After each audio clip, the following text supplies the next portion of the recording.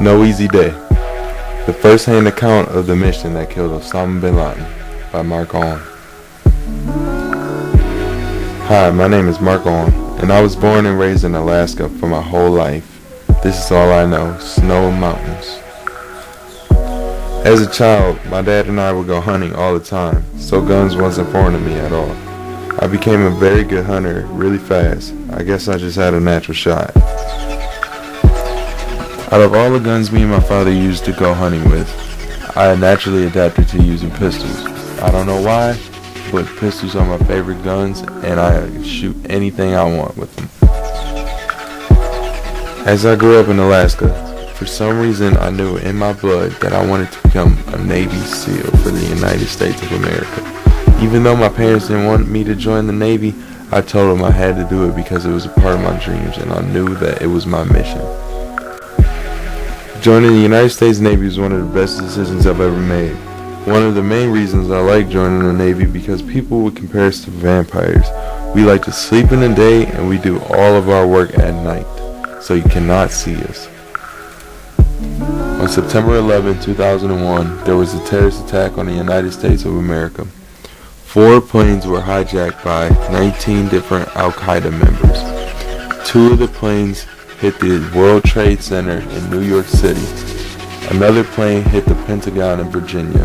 And the other plane crash landed after the citizens on the plane defended against the terrorists, which were going to crash the plane into the White House. Soon after the tragedy on September 11th, the United States retaliated against Al-Qaeda by sending military troops over to respond.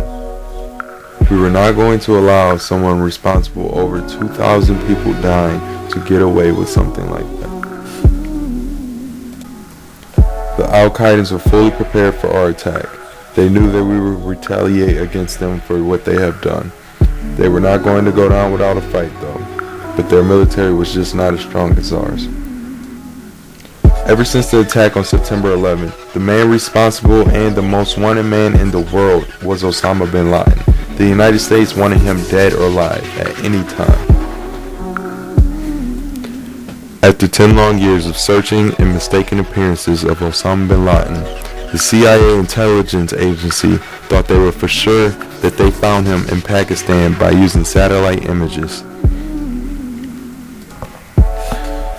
The United States Navy put together a special team of the best Navy SEALs around the world. I was fortunate enough to be asked to be a part of this team. We were called SEAL Team 6. After weeks of waiting, planning, and practicing, we were finally given the okay by President of the United States Barack Obama to invade the compound that supposedly held Osama bin Laden. This is a mock-up of Osama's compound. We used this to draw out how we were going to invade and how we were going to do it right. We will break down the compound by separating into 5 different areas. We called it Echo, Delta, Alpha, Bravo, and Charlie. Finally, after practice, so the mission would go perfectly, we started flying over Pakistan, where Osama was allegedly spotted.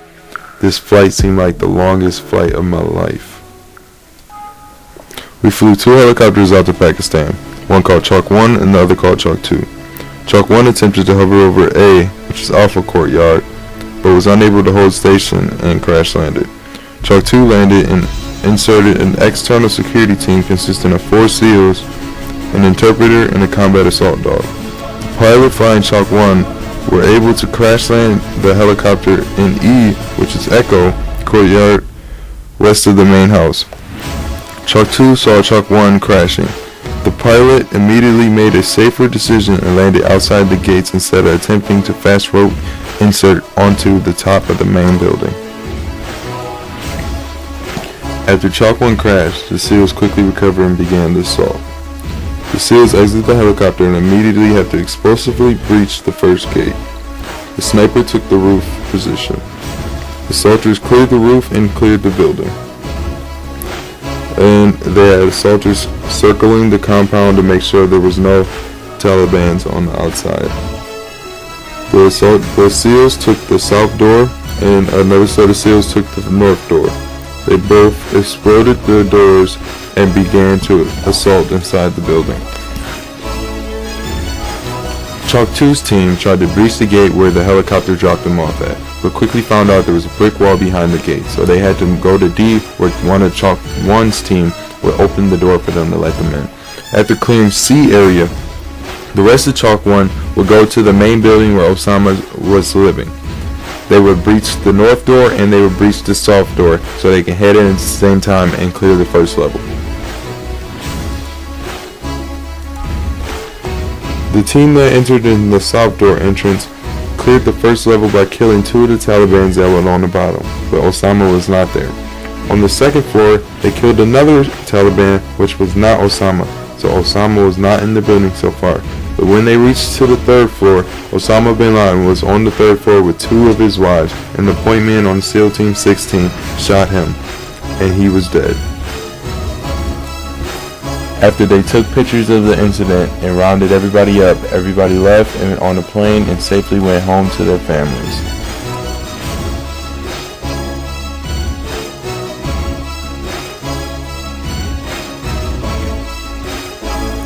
On May 2nd, 2011, Osama bin Laden was pronounced dead by the United States government.